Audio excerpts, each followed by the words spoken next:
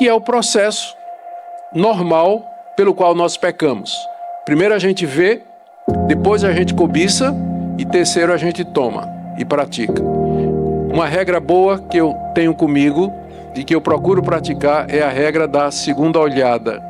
Eu não posso evitar que passe uma mulher bonita, sensual e provocadora na minha frente. De repente ela aparece no meu campo de vista, mas eu posso evitar a segunda olhada. A segunda olhada geralmente é pecaminosa, né? Ou então você segue pelo rabo do olho, assim, né? É pecaminoso do mesmo jeito. Então a regra da segunda olhada. Se eu olho para alguma coisa, se alguma coisa aparece no meu campo de visão e que eu sei que se eu olhar, isso vai despertar desejo no meu coração, minha regra é olhar de lado. A qualidade da família Cacheta também, quero agradecer de todo o coração e convidá-los a abrir a palavra de Deus em Josué capítulo 7. E vou pedir que vocês deixem a Bíblia aberta aí, no capítulo 7, nós iremos lendo à medida que a exposição prossegue. Hoje pela manhã eu queria falar a respeito do seguinte tema, que o problema não são os nossos pecados, o problema são os nossos pecados não tratados.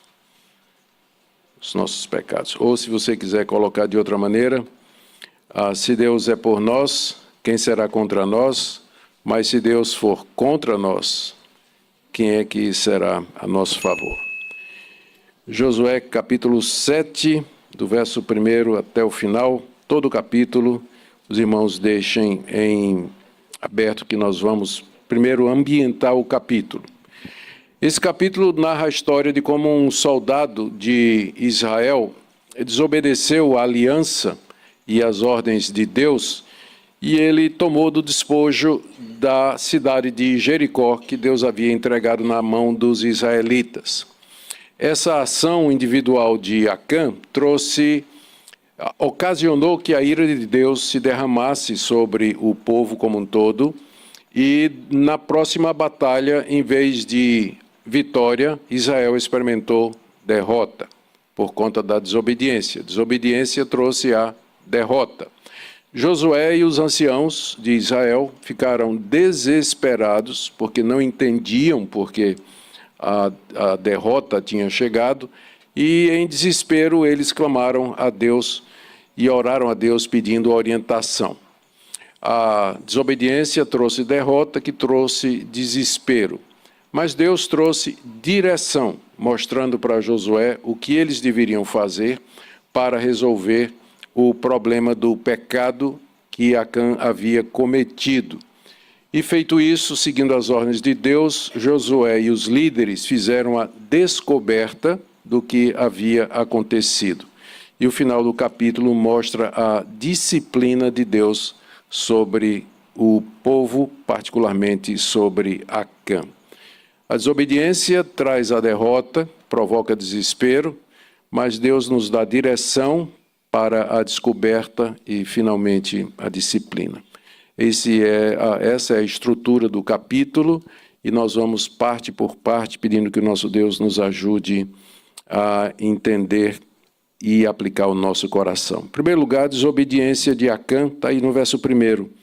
Prevaricaram os filhos de Israel nas coisas condenadas, porque Acã, filho de Carmi, filho de Zabdi, filho de Zera, da tribo de Judá, tomou das coisas condenadas. A ira do Senhor se acendeu contra os filhos de Israel. Coisas condenadas aqui, a expressão é usada para dizer coisas separadas e consagradas para Deus. Que é a mesma palavra na língua hebraica, tanto para consagração quanto para condenação. E algumas traduções, você pode perceber aí, se você consultar, elas variam coisas consagradas ou coisas condenadas. Mas são aquelas coisas que Deus mandou dizer através de Josué ao povo. Todo ouro, toda prata, todo bem precioso que houver na cidade de Jericó, isso aí me pertence, diz o Senhor. E, portanto, vocês não vão tomar para vocês, mas deve ficar à parte para o uso de Deus futuramente, talvez pensando na construção do templo ou alguma outra coisa. Mas era proibido aos israelitas lançar mão de qualquer bem precioso que encontrassem na cidade de Jericó, que Deus haveria de entregar a cidade nas mãos deles. E, como de fato aconteceu, eles, pela graça de Deus, conseguiram vencer a cidade murada de Jericó, que estava bem na entrada da terra de Canaã, vindo do lado de lá do Rio do Jordão, das planícies de Moabe. Era a primeira cidade, logo na entrada, e precisava ser conquistada. Deus deu a vitória, mas disse, não toquem nessas coisas, porque elas são anátema, elas são consagradas para mim e condenadas para vocês. E aqui nós lemos como um soldado chamado Acã desobedeceu a essa orientação. Ele tomou das coisas condenadas. Mais adiante, ele mesmo vai dizer o que é que ele fez. Veja no verso 21. Ele viu entre os despojos uma boa capa babilônica, 200 ciclos de prata, uma barra de ouro do peso de 50 ciclos. Ele cobiçou, tomou e escondeu na terra, no meio da tenda, e a prata por baixo. Então, ele fez isso, provavelmente com a conivência da sua família, porque dificilmente ele poderia ter levado isso para a sua tenda e colocado debaixo, se não houvesse a aquiescência da mulher e provavelmente os filhos. Essa é a primeira observação. A segunda coisa que eu queria que vocês observassem é que diz aqui que a ira do Senhor se acendeu contra os filhos de Israel por causa do pecado de Acã. Nosso Deus é um Deus bondoso, Ele é amor, Ele é misericordioso. Mas é um erro você pensar que Deus é somente isso. O Deus que a Bíblia nos revela, além desses atributos misericordiosos, Ele é também um Deus santo, um Deus justo e verdadeiro, cuja ira se acende quando a sua criatura o desafia, o desobedece e vira as costas para ele, como Acã fez. Então, a ira de Deus é a reação natural da santidade de Deus, que exige que toda quebra da sua lei seja punida. Aqui é o que nós chamamos um antropopatismo, ou seja, uma descrição ou uma referência a Deus em termos das paixões humanas. Antropos, homem, pathos, paixão, sentimento. Então, é um tipo de linguagem que a Bíblia usa frequentemente, tipo, Deus se arrependeu, ou Deus se irou. O nosso Deus, sendo o que Ele é, e onisciente, onipotente e onisciente, em verdade, Ele não tem essas emoções humanas, porque Ele é totalmente outro, é diferente de nós. Mas para que nós possamos compreender um pouco de Deus, o Espírito Santo adequou a linguagem bíblica à nossa linguagem, de forma que nós podemos entender ou ter uma ideia do que é que se passa no coração de Deus. A reação de Deus à desobediência de Acã foi de ira, lembrando que a ira de Deus não é a ira pecaminosa dos homens, mas é a reação justa da santidade de Deus toda vez que a criatura o desobedece e o desafia. Deus ficou irado contra o povo de Israel por causa da desobediência de Acã. E aqui vem o meu terceiro ponto. Mesmo que Acã tenha cometido esse pecado sozinho, entretanto, Deus imputou esse pecado a toda a congregação. Note que diz aqui que prevaricaram, desobedeceram, quebraram a lei, os filhos de Israel. Mas não foram os filhos de Israel, foi um soldado só. E diz aqui no final do versículo que a ira de Deus se acendeu não contra Acã, mas contra todo o povo. É porque o pecado de um é o pecado de todos.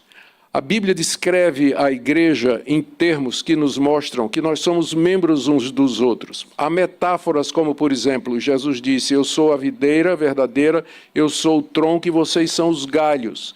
Nós estamos todos participantes da mesma videira. A Bíblia usa a metáfora do corpo humano para descrever a igreja, onde há diferentes membros, mas nós todos formamos um corpo. Às vezes também a igreja é descrita ou referida como um edifício do qual nós somos as pedras vivas. Todas essas metáforas existem para dizer que fazer parte da igreja de Cristo significa estar unido aos demais irmãos pela fé, pela presença do mesmo Espírito que está em você, o mesmo Espírito que está em mim. Então somos irmãos, o seu pecado é o meu, a sua bênção é a minha. Você nunca peca sozinho, seu pecado sempre vai trazer consequência para a sua família, para os seus amigos e para a igreja. É por isso que, mesmo que tenha sido Acã somente, a ira de Deus se acendeu contra o povo. Contra o povo.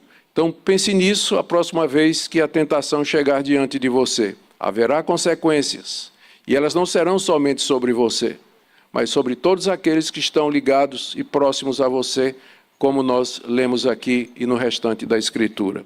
Acã desobedeceu a Deus e a ira de Deus se acendeu contra os filhos de Israel. O que é que isso significa? A ira de Deus se acendeu contra os filhos de Israel. O segredo de Israel era Deus.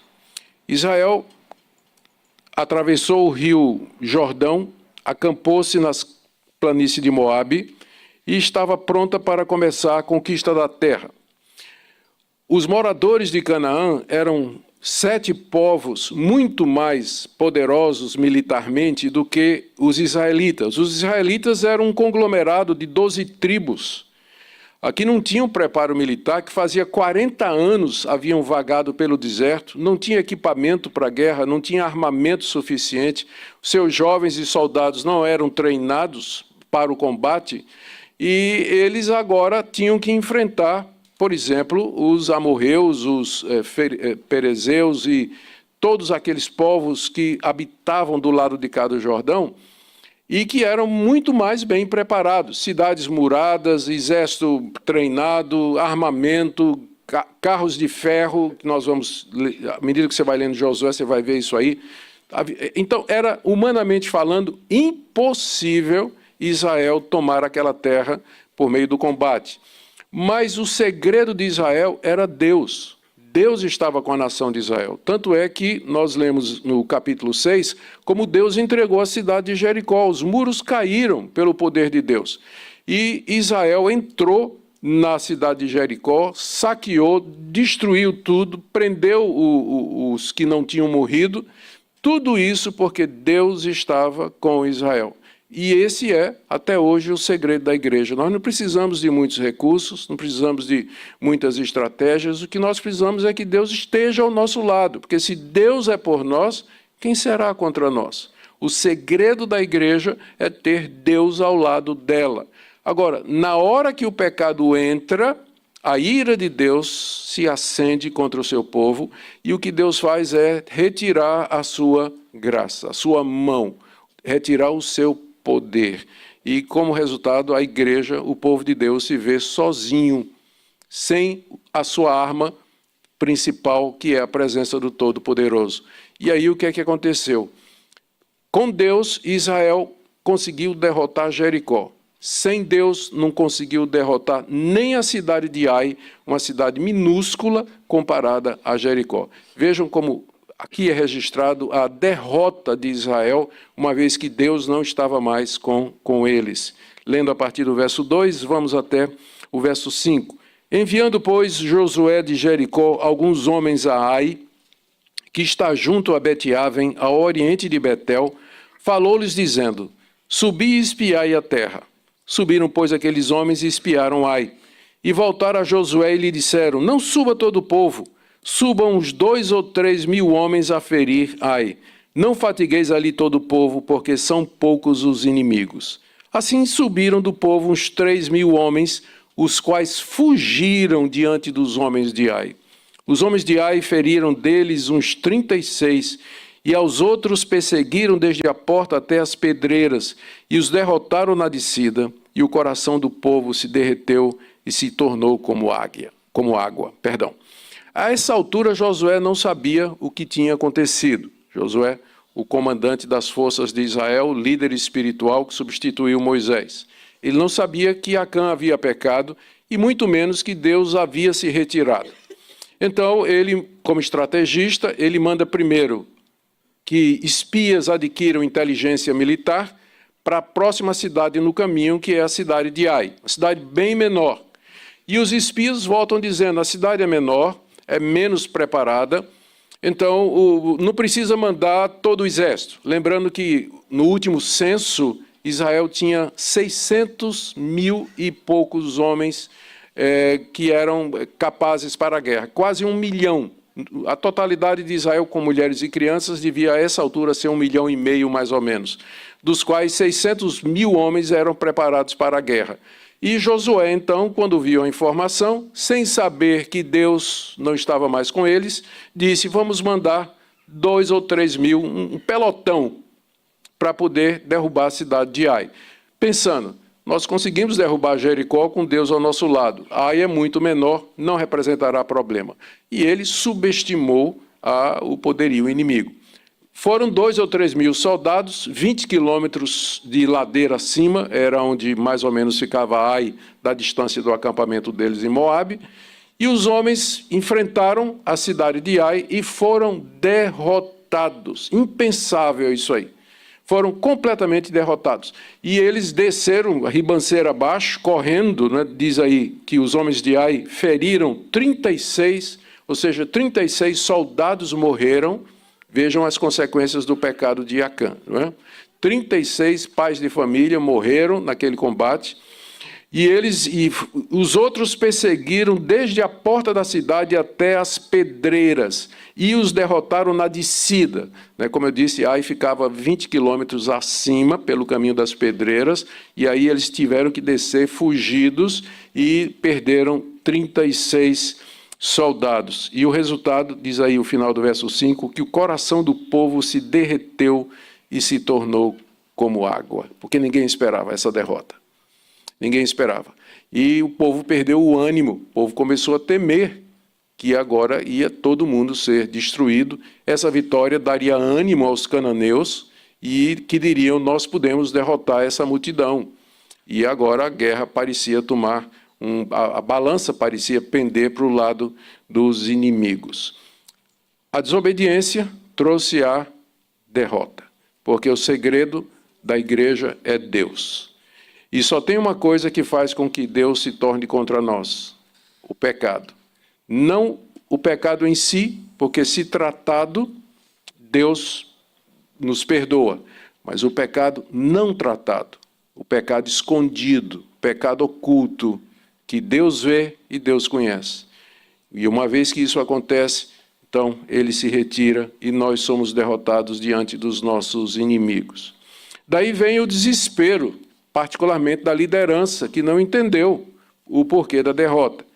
E Josué, juntamente com os demais anciãos, fazem o que tem que se fazer, é procurar Deus em lágrimas e humilhados e querendo saber o que houve. Vamos ler aí a partir do verso 6. Então Josué rasgou suas vestes e se prostrou em terra sobre o rosto perante a arca do Senhor até a tarde. E ele e os anciãos de Israel, e deitaram pó sobre a cabeça. E disse Josué: ah, Senhor Deus, por que fizeste este povo passar o Jordão para nos entregares nas mãos dos amorreus para nos fazer perecer? Tomara nos contentáramos com ficarmos da além do Jordão. Ah, Senhor, que direi, pois Israel virou as costas diante dos seus inimigos. Ouvindo isso, os cananeus e todos os moradores da terra nos cercarão e desarraigarão o nosso nome da terra, e então que farás ao teu grande nome? Josué fez o que devia ser feito. Ele e os demais anciãos de Israel se prostraram diante da arca do Senhor. A arca do Senhor era aquela arca, aquela caixa de madeira especial, recoberta de ouro, em cuja tampa havia 2 querubins de asas tocando no centro, e que onde era derramado o sacrifício de animais, o sangue de animais ofertados em sacrifício pelo pecado, trazendo propiciação da parte de Deus para o povo. Daí o nome daquela tampa ser chamado de propiciatório, que é o mesmo nome que Paulo vai usar para se referir a Jesus em Romanos capítulo 3, que Cristo é a propiciação ou propiciatório que Deus ofereceu pelos nossos pecados. Era o local da presença de Deus, representava fisicamente a presença de Deus no meio do povo, a Arca da Aliança. E é lá que Josué vai, e é diante da arca que ele se ajoelha, se prostra com o rosto no chão, à moda oriental, com as vestes rasgadas, e começa a clamar e suplicar a Deus para saber o que entendeu. entender o que aconteceu. E veja aqui a oração de Josué a partir do verso 7. O argumento dele com Deus é o seguinte: Deus, se fosse para o Senhor nos entregar na mão dos nossos inimigos, é melhor a gente ter ficado do outro lado do Jordão. Aliás, era melhor nem o Senhor ter tirado a gente lá do Egito, onde fomos escravos 450 anos. O Senhor fez tudo isso para, no final, a gente morrer na praia, né? E aqui, ser derrotado, morto. Todo esse trabalho que o Senhor fez não vai dar absolutamente em nada. Era melhor a gente ter ficado do outro lado do Jordão. Era melhor ter ficado do outro lado do Jordão. E aí, ele usa no verso 9 um argumento que é o argumento que prevalece com Deus. Josué sabia orar e ele conhecia Deus. Josué sabe que Deus faz todas as coisas para a sua própria glória. E que a glória de Deus é a motivação maior e única do ser dele. Eu buscar a minha glória é pecaminoso, porque tem pessoas iguais a mim que fazem o que eu faço muito melhor. Nós somos 8 bilhões, não é isso, no mundo hoje? Então, eu buscar a minha glória, eu querer me exaltar ou pensar que eu sou melhor, no mínimo, ignorância. E é presunção eu querer me amostrar, como diz lá no Nordeste, né? Eu querer me aparecer como sendo uma pessoa especial ou alguma coisa assim. Então, isso é chamado de vanglória na Bíblia e é condenado. É soberba, é arrogância, é orgulho. Eu não posso fazer as coisas buscando a minha própria glória. Mas Deus não tem ninguém semelhante a Ele e não tem ninguém acima dEle. Então é próprio que Deus, tudo o que faz, Ele faz para a sua própria glória. Então faz parte da natureza de Deus. E é por isso que Ele criou o mundo, é por isso que Ele fez todas as coisas, por isso que Ele delineou a história da redenção, para que no final Ele recebesse toda a glória. Sabedor disso, Josué usa esse argumento imbatível na oração. Está aqui no final do verso 9. Ouvindo isso, Senhor, os cananeus e todos os moradores da terra nos cercarão e desarraigarão o nosso nome da terra. Então, o que farás ao teu grande nome? Olha o argumento de Josué. Deus, se nós formos derrotados, no fim vai sobrar para o Senhor. Porque os povos vão dizer assim: esse Deus de Israel tirou-os lá da terra do Egito, prometeu a terra de Canaã e não foi capaz de cumprir. Os povos vão zombar do teu nome, porque o Senhor prometeu alguma coisa e o Senhor não cumpriu. O que o Senhor vai fazer com o seu grande nome? Josué apelou para o argumento que vale diante de Deus e que vale hoje. Se você puder dizer assim: Senhor Deus, se o Senhor tirar isso de mim, o Senhor vai perder um adorador. No final, é o Senhor que sai perdendo. Se isso acontecer comigo, o Senhor vai perder alguém que é valioso e que contribui para o seu reino. Se você puder orar assim, naquelas coisas que você pede a Deus, se você puder traçar a glória de Deus por detrás de cada pedido, você pode ter certeza que Deus vai ouvir e cumprir.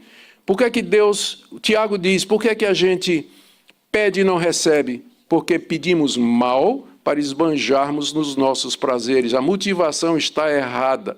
Mas se você puder dizer assim: Senhor, manda um marido para mim, para a tua própria glória, porque olha de que maneira eu, casada, haverei de te glorificar melhor.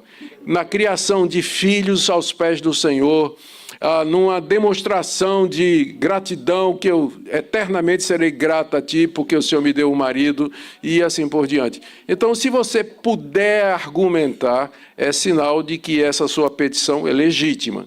Mas se você pede alguma coisa e não consegue relacionar à glória de Deus, eu duvido que Deus vai atender. Mas Josué conhecia Deus. Disse: Senhor, se nós continuarmos a ser derrotados, é o teu nome que vai sofrer. E aí não deu outra coisa, não é? Deus veio falar com Josué, porque embora a ira de Deus tenha se acendido contra a nação, ele não abandonou o seu povo. Por causa da aliança que ele tem conosco, do pacto que ele tem conosco, de que nós somos o seu povo e ele é o nosso Deus. Ele se ira contra nós, mas não nos abandona em definitivo. Ele não nos rejeita em definitivo. Por isso, diante da postura de Josué de humilhação, de quebrantamento e de apelar para a glória de Deus, Deus então apareceu a Josué e lhe deu direção. Desobediência trouxe a derrota que produziu desespero, mas Deus agora traz direção para Josué sobre o que ele deve fazer. Nós lemos aí do verso 10 até o verso 15. Então o Senhor disse a Josué: levanta-te, porque estás prostrado assim sobre o rosto? Israel pecou e violaram a minha aliança, aquilo que eu lhes ordenara, pois tomaram das coisas condenadas e furtaram e dissimularam, até debaixo da sua bagagem o puseram. Pelo que os filhos de Israel não puderam resistir aos seus inimigos, viraram as costas diante deles, porquanto Israel se fizera condenado. Já não serei convosco, se não eliminardes do vosso meio a coisa roubada. Dispõe-te e santifica o povo, e dize: santificai-vos para amanhã, porque assim diz o Senhor Deus de Israel: há coisas condenadas no vosso meio, ó Israel. Aos vossos inimigos não podereis resistir, enquanto não eliminardes do vosso meio as coisas condenadas. Pela manhã, pois, vos chegareis segundo as vossas tribos, e será que a tribo que o Senhor designar por sorte se chegará, segundo as famílias, e a família que o Senhor designar se chegará por casas, e a casa que o Senhor designar se chegará homem por homem. Aquele que for achado com a coisa condenada será queimado, ele tudo quanto tiver, porquanto violou a aliança do Senhor e fez loucura em Israel. Deus apareceu a Josué e deu a ele direção sobre como resolver o assunto. E eu quero destacar alguns pontos aqui. Primeiro é que essa é uma das raríssimas vezes na Bíblia em que Deus manda alguém parar de orar. Prestaram atenção? Josué, por que você está de joelho aí orando? Isso não é hora de orar, não. É hora de resolver o pecado. Sempre a Bíblia manda a gente orar, não é verdade? Do começo ao fim, a exortação bíblica é orai sem cessar, orai em todo o tempo, pedir e dar-se-vos-á. Mas tem um momento, o segundo momento é quando Jeremias ora para que Deus tenha misericórdia do seu povo, e Deus diz a Jeremias: não ore não, porque eu não vou responder, eu vou castigar esse povo. E a outra vez é aqui, quando Josué está orando, Deus aparece e diz: não é hora de orar não, Josué, levanta-te, vai descobrir o que é que aconteceu. Tem pecado no meio de vocês, é hora de tratar o pecado. Só orar quando se faz necessária essa ação de arrependimento e mudança.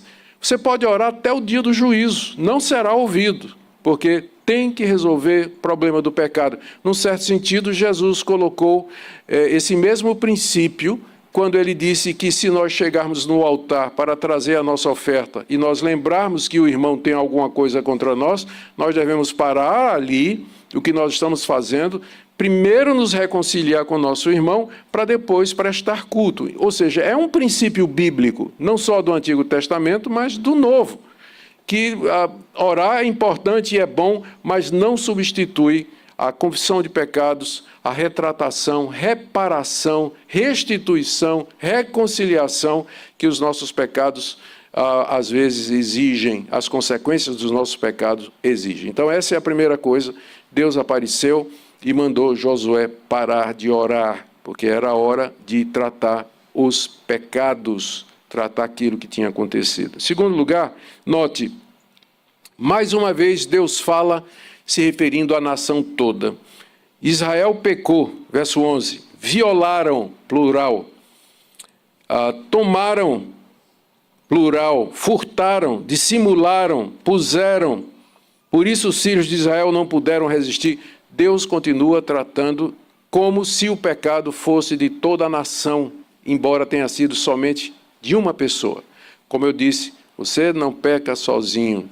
Seu pecado tem consequências para a igreja, para a família, para as pessoas próximas de você, porque nós somos um corpo, nós somos um em Cristo, participamos da mesma fé, do mesmo Senhor, temos o mesmo Espírito. Então, o que um faz afeta toda a comunidade, pode ter certeza. Então, esse é o segundo ponto aqui. Terceira coisa é que Deus revelou a Josué o que tinha acontecido. Ele disse que os filhos de Israel desobedeceram a aliança, tomaram, furtaram, dissimularam e esconderam. Deus disse em detalhes a Josué o que é que havia acontecido. Só tem uma coisa que Deus não disse: o nome da pessoa que tinha feito isso. Deus sabia que tinha sido Acã perfeitamente. Mas por que Deus não disse a Josué?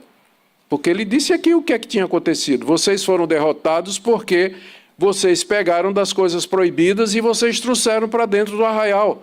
Por isso eu não serei mais com vocês. Vocês quebraram a minha aliança.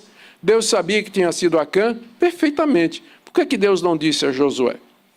Eu tenho algumas teorias para isso aqui.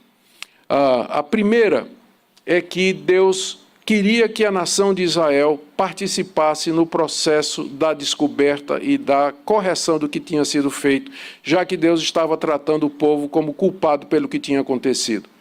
Então, aqui, logo em seguida, Deus vai dizer a Josué que Josué chamasse o povo no dia seguinte, santificasse o povo, provavelmente aqueles rituais levíticos e cerimoniais de purificação, e que então lançasse sortes, trazendo tribo, família e casa, até chegar no indivíduo que tinha feito isso. Isso envolveria todo o povo e o povo participaria no processo disciplinar para que o povo entendesse e aprendesse a temer a Deus e inculcasse essa lição, que o pecado de um é o pecado de todos. Então, vamos resolver juntos. O povo deveria participar de todo esse processo. Então, é por isso que Deus não deu o nome de Acã. A segunda coisa que eu imagino que Deus não tinha dado o nome de Acã é porque isso teria um efeito extraordinário no quebrantamento do povo. Muitos séculos depois, na noite em que foi traído, Jesus se aproximou dos discípulos durante a celebração da ceia e ele disse assim: um de vocês vai me trair. Ele sabia quem era? Claro. Mas ele disse: um de vocês vai me trair. Qual foi o efeito disso? Todos eles chegaram para Jesus, quebrantados, horrorizados com a possibilidade de fazer isso, perguntando: porventura sou eu, Senhor? Todos fizeram isso, inclusive Judas. Né? E Jesus disse: tu dissestes. Né?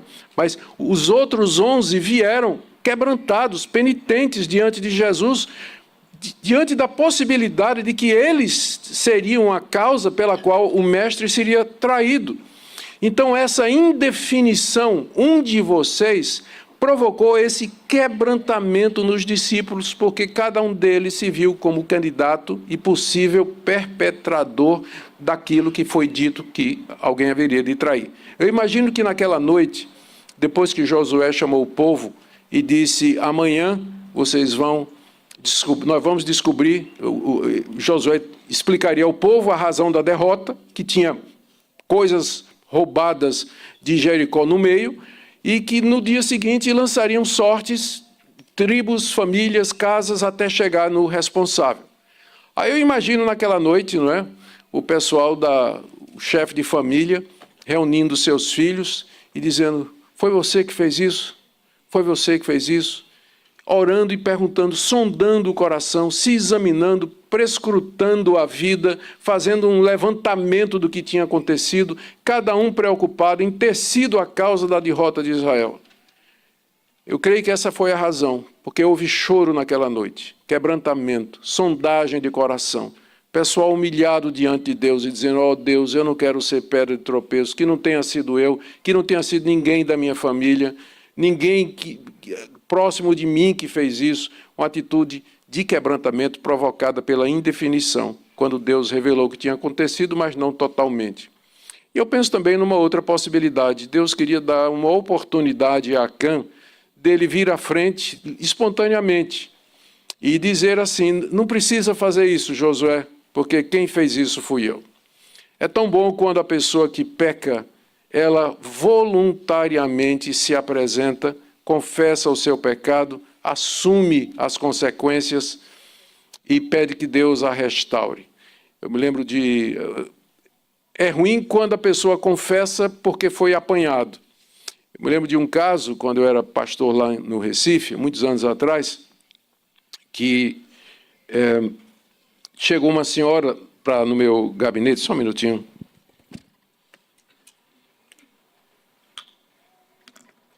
Com licença. Essa senhora chegou para mim, disse, pastor, eu queria que o senhor falasse com o meu marido porque ele está me traindo. Oh, minha irmã, isso é uma acusação muito séria. A senhora tem prova disso? Não tenho, não. É intuição de mulher. Coisa de mulher. Ele está me traindo. Sei que ele está me traindo. Minha irmã, eu não posso acusar seu marido, como eu promover um processo, ele era membro da igreja, né? Começar um processo contra ele, apenas porque a senhora acha isso. Não, pastor, mas eu sei que ele está fazendo isso. Eu queria que o senhor falasse com ele. Está bom. A senhora autoriza? Eu posso dizer que a senhora esteve aqui? Pode chamar. Aí chamei o cidadão. Depois de muitos anos de pastor, a gente aprende a detectar mentira, quando o cara está falando a mentira no gabinete pastoral. Ele acaba se traindo, né? Tem um tique nervoso, suor escorrendo aqui, o lábio tremendo, assim, né? A mão. A gente tem, assim, os sinais do mentiroso. A gente sabe quando alguém está mentindo. E eu chamei o cidadão, né? E disse, olha, sua esposa esteve aqui e disse que acha que o senhor está traindo. Pastor, minha mulher é ciumenta demais. Olha, o tempo que a gente namorava na mocidade da igreja, ela não deixava eu falar com menina nenhuma. Era muito ciumenta, ela sempre viu coisa. Pastor, eu amo a minha mulher, amo a minha esposa. E o senhor pode ter certeza, pode ficar tranquilo, pastor, não é nada disso que o senhor está pensando. Tá bom. Aí chamei a senhora e disse, olha, eu falei com o seu marido e eu acredito que ele está dizendo a verdade, porque o detector de mentira não pegou nada, né? Acredito que a senhora precisa ver, né, examinar seu coração e tudo mais. Passado algum tempo, a mulher volta e dessa vez com o celular do marido. E diz, pastor, está aqui, leia. E lá nas mensagens de texto estava lá todo um relacionamento amoroso do marido com uma amante. Aí foi a vez de eu chamar o cidadão. Ele já chegou dizendo, eu já sei, minha esposa, né, de novo fez a acusação e tudo mais. Pastor, o senhor não acredita nessas coisas, é coisa da cabeça dela. Aí eu mostrei o celular. Pastor. O homem começou a chorar, a lamentar, pediu perdão, disse que ia pedir perdão para a mulher e não sei o quê. Ele confessou porque foi apanhado, né? Se não fosse, será que se confessaria? Será que o seu arrependimento era genuíno e verdadeiro? Só para terminar, né, quando ele ia saindo, né, aí deu um tique aqui na cabeça, eu perguntei, vem cá, me diz uma coisa, esse foi o único caso? Aí ele disse, bom, já que o senhor perguntou, e aí desfilou uma série de outros casos em que ele havia traído a mulher, realmente, não é? Então, tem gente que confessa quando é apanhado. Eu creio que Deus agiu dessa maneira aqui, dizendo que seria revelado no dia seguinte, para dar a Acã a oportunidade de voluntariamente chegar e dizer, fui eu. Com certeza isso seria um atenuante das consequências. E quem sabe não haveria aquelas consequências que nós vemos aqui. Mas, como a gente vai ler aqui, a noite passou e Acã não se manifestou. E ele teve que ser descoberto, que é o próximo passo que nós temos aqui. Vamos ler do verso 16 em diante. Então Josué se levantou de madrugada e fez chegar a Israel segundo as suas tribos, e caiu a sorte sobre a tribo de Judá. Fazendo chegar a tribo de Judá, caiu sobre a família dos Zeraitas. Fazendo chegar a família dos Zeraitas, homem por homem, caiu sobre Zabdi. E fazendo chegar a sua casa, homem por homem, caiu sobre Acã, filho de Carmi, filho de Zabdi, filho de Zera, da tribo de Judá. Então disse Josué a Acã, filho meu, dá glória ao Senhor, Deus de Israel, e a ele rende louvores, e declara-me agora o que fizeste, não me ocultes. Respondeu Acã a Josué e disse, verdadeiramente pequei contra o Senhor Deus de Israel. Está aqui a confissão. E fiz assim e assim. Quando vi entre os despojos uma boa capa babilônica e 200 ciclos de prata e uma barra de ouro do peso de 50 ciclos, cobicei-os e tomei-os, eis que estão escondidos na terra no meio da minha tenda, e a prata por baixo. Então Josué enviou mensageiros que foram correndo à tenda, e eis que tudo estava escondido nela, e a prata por baixo. Tomaram, pois, aquelas coisas do meio da tenda e as trouxeram a Josué e a todos os filhos de Israel, e as colocaram perante o Senhor. Aqui nós temos a descoberta. A desobediência trouxe a derrota, que provocou desespero. Mas Deus deu direção, possibilitando a descoberta do que tinha acontecido. Josué se levantou de madrugada, reuniu todo o povo diante dele, e eles começaram um processo de sorteio que provavelmente era baseado no Urim e Tumim. O Urim e Tumim era uma estola que pendia no peito do sacerdote, sumo sacerdote, e onde havia pedras, cada uma para uma das tribos de Israel. E essas pedras eram tiradas e usadas pelo sacerdote como se fossem dados para poder sortear alguma coisa. É o que se chama lançar sortes. Isso era feito com as pedras do Urim e do Tumim, do sacerdote. E era um método da antiguidade pelo qual Deus revelava com frequência a sua vontade. Método que depois da vinda do Espírito Santo e o término da Bíblia, nós não vemos os cristãos, depois da eleição de Matias, nós não vemos mais os cristãos, depois do dia de Pentecostes, descobrirem a vontade de Deus através do lançamento de sortes. Mas lendo a palavra, vendo os princípios gerais da Bíblia, a providência de Deus no dia a dia, e pelo conselho das pessoas sábias, nós podemos discernir qual o querer de Deus em determinadas situações. Mas naquela época era assim que se fazia. Então iniciou-se um processo de lançamento de sortes para descobrir quem tinha sido responsável. E a coisa foi fechando, o cerco, a forca foi apertando no pescoço de Acã. Eu imagino, imagino que ele deve ter pensado assim, não, isso é invenção de Josué. Deus não vai fazer isso, Deus é o Deus da aliança, é um Deus de amor e misericórdia, Deus sabe o quanto eu precisava desse dinheiro, eu precisava de todas essas coisas, não vai acontecer. Aí, sorteio de tribo, Judá, aí da minha tribo, meu Deus, mas deve ter sido a coincidência, não é possível. Aí sorteio de família, Pimba, era a família dele, E aí eu imagino o Acã, Meu Deus, a coisa está apertando, até que finalmente chegou no nome dele. E Josué se aproximou e disse, glorifique a Deus. Lembra a preocupação de Josué? Sempre pela glória de Deus. Glorifique a Deus, Acã.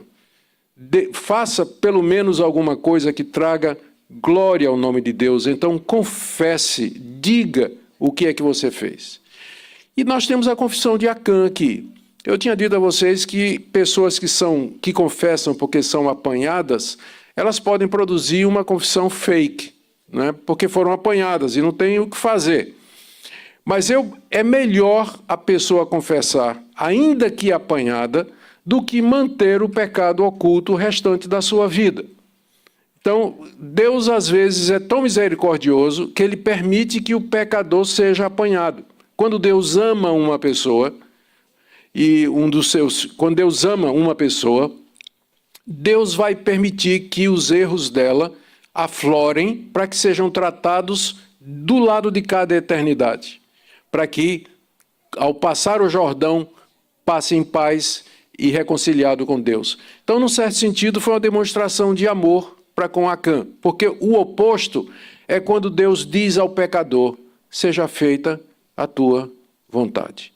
Esse é o pior castigo que Deus pode dar a um pecador, é dizer para ele, seja feita a tua vontade. E Deus entrega a pessoa ao pecado e aos desejos do seu próprio coração.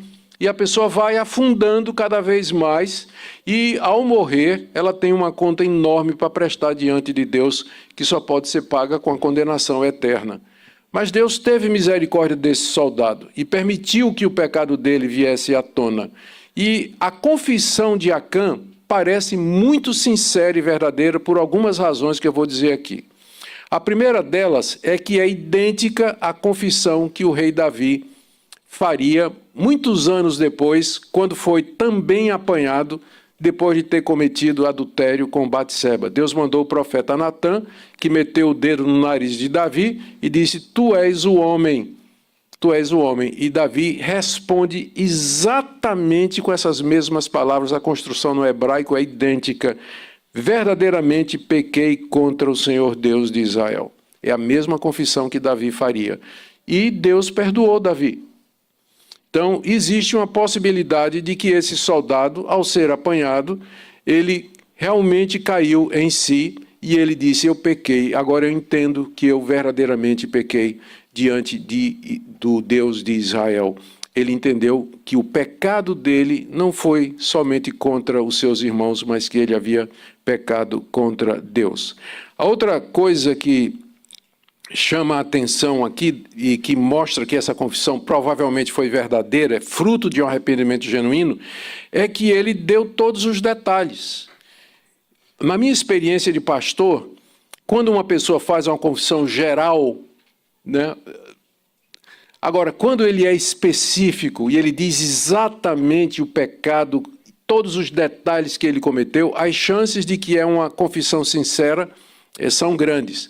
Acã disse aqui, olha, inclusive o processo pelo qual ele passou. Ele viu, cobiçou e tomou, que é o processo normal pelo qual nós pecamos.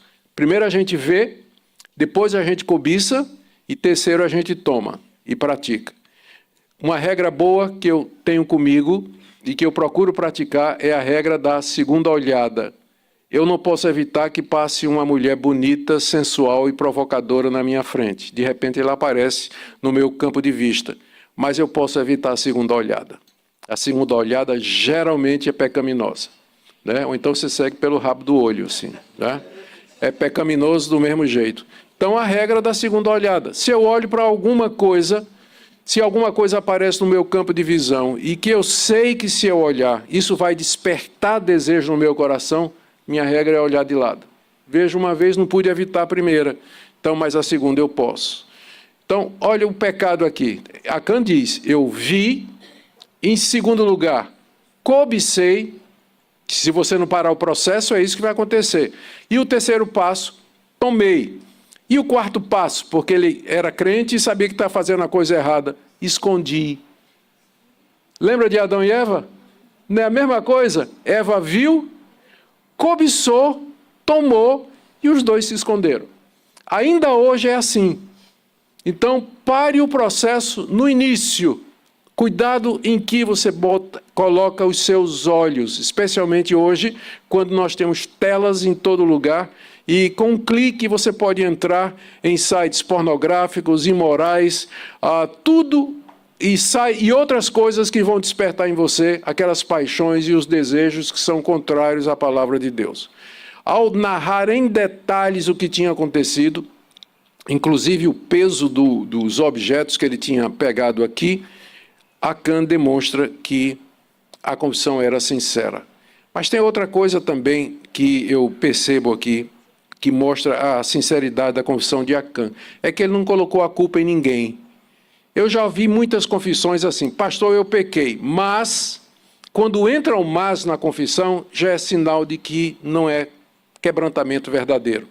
Porque Acã poderia ter dito, eu pequei, mas, Josué, você sabe que eu, como soldado, ganho muito pouco. A gente ganha muito pouco aqui no Exército de Israel. Nós passamos fome aqui, vocês pagam quase nada. Né? Então, quando eu tive a oportunidade, né?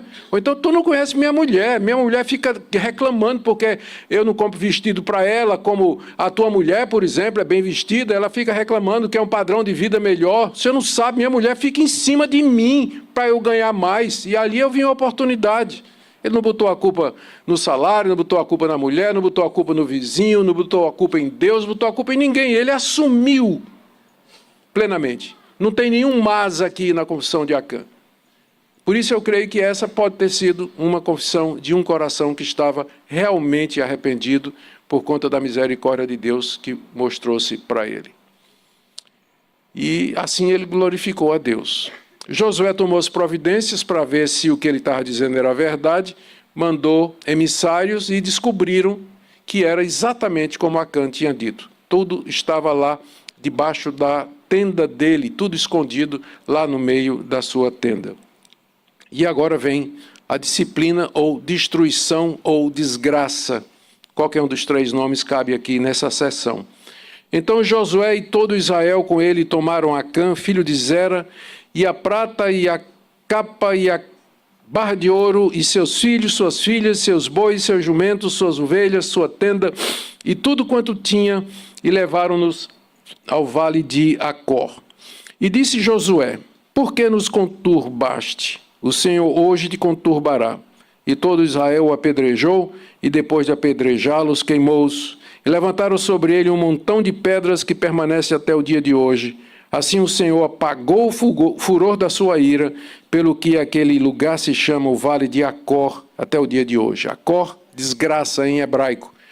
E eu até pensei um dia dividir esse texto em 3 partes. Acã, Ai e Acor.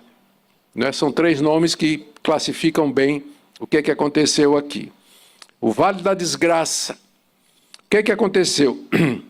Josué e todo Israel pegaram Acã, a mulher, os filhos, os animais, as posses, tudo que ele tinha, e foram para esse lugar que ninguém sabe onde é mais hoje, que ficou com o nome de Vale de Acor, que significa o Vale da Desgraça. O Vale da Desgraça. Levaram Acã para lá, com toda a sua família, deixaram ele lá, e Josué então perguntou para ele: por que é que você nos conturbou? Agora nós vamos conturbar, Deus vai conturbar você.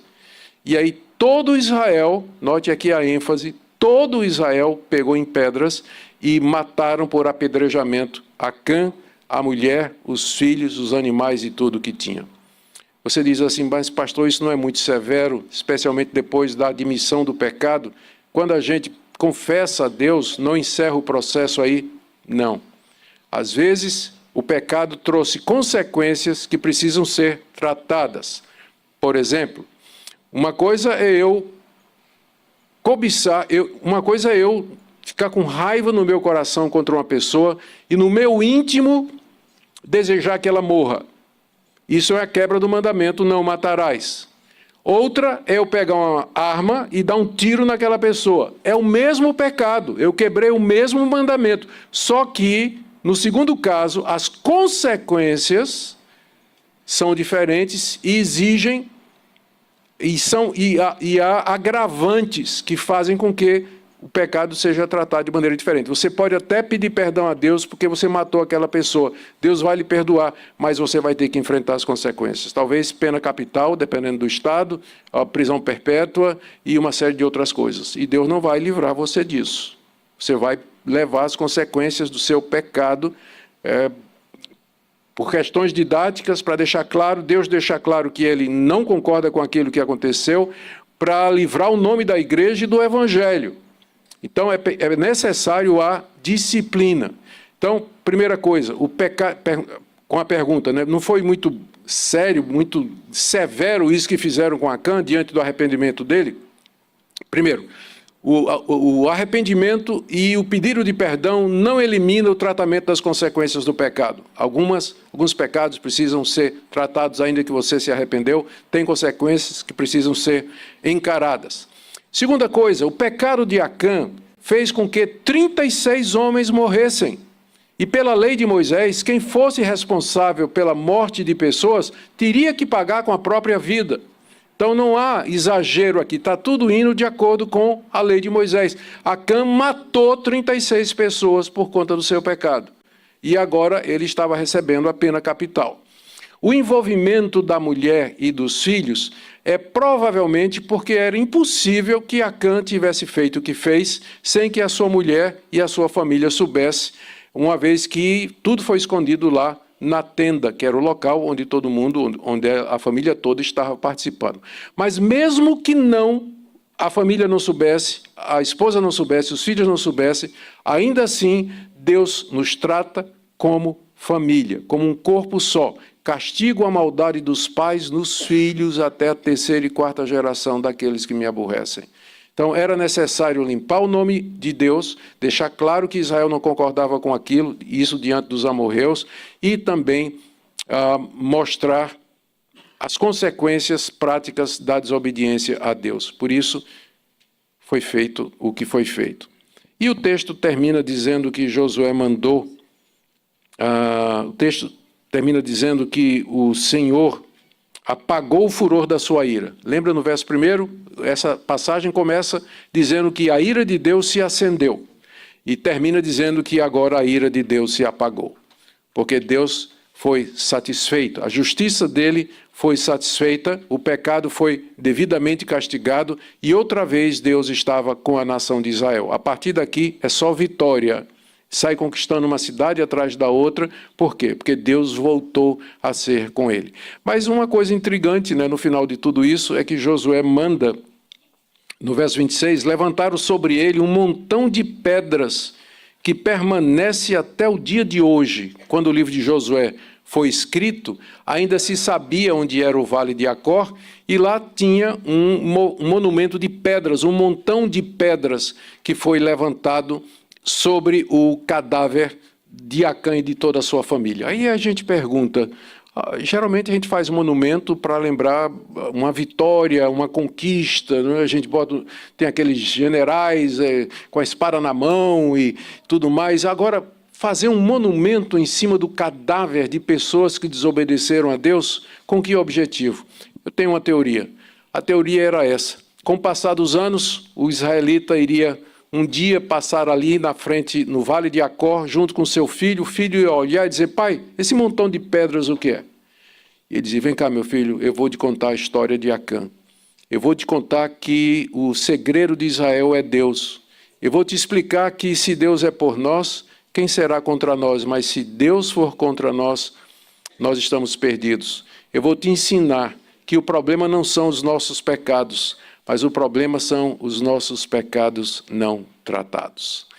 Queridos, o tempo passou, a gente não sabe onde é o Vale de Acor, esse monumento não existe mais, mas nós não precisamos, porque Deus o gravou num monumento que permanece para todo sempre. A história de Acã está aqui para lembrar você que o pecado de um é o pecado de todos, que nós somos um corpo, e que o problema não são os seus pecados, eles são esperados, mas o problema são os seus pecados não tratados, que você precisa trazer à luz pela reconciliação, pela confissão, pela restituição, pela restauração, para que o povo de Deus seja abençoado. Essa história está aqui, para que você se pergunte, Senhor, eu sou tropeço para essa igreja? Eu sou canal de bênção? Ou eu sou canal de desgraça e de derrota e de desespero? Isso aqui está na Bíblia para nos produzir um estado de penitência e quebrantamento constantes diante de Deus. Lembrando do que está escrito, não entristeçais o Espírito de Deus. Que Deus dê a cada um de nós a coragem de hoje. Eu sei que enquanto eu estava pregando aqui, o Espírito Santo falou ao seu coração e você lembrou alguma coisa que você tem que colocar em ordem na sua vida. Não demore, não demore, porque o nosso segredo é Deus ao nosso lado. E é isso que nós queremos. Amém? Pai querido, nós te damos graças porque em Cristo nós somos mais que vencedores. Te damos graças porque se confessarmos os nossos pecados, Tu és fiel e justo para nos perdoar e nos purificar de toda injustiça. Nós te somos gratos porque o sangue de Jesus, Ele de fato nos liberta. Nós te somos gratos porque You are a God of second chances, que o Senhor dá a segunda chance, que o Senhor nos dá a oportunidade para arrependimento e confissão. Nós oramos por todo aquele irmão e irmã que nessa manhã se sentiu tocado pela Tua palavra, a quem foi revelado o que o Senhor deseja que faça na sua vida, que sem demora possa fazer o que precisa ser feito, que o Senhor já instruiu e já mostrou. Abençoe essa querida igreja, que possa ser uma bênção nessa cidade e além. Em nome do Senhor Jesus. Amém. Amém. Deus abençoe os irmãos. Baixe nossos conteúdos gratuitamente. Acesse o canal pelo link na descrição.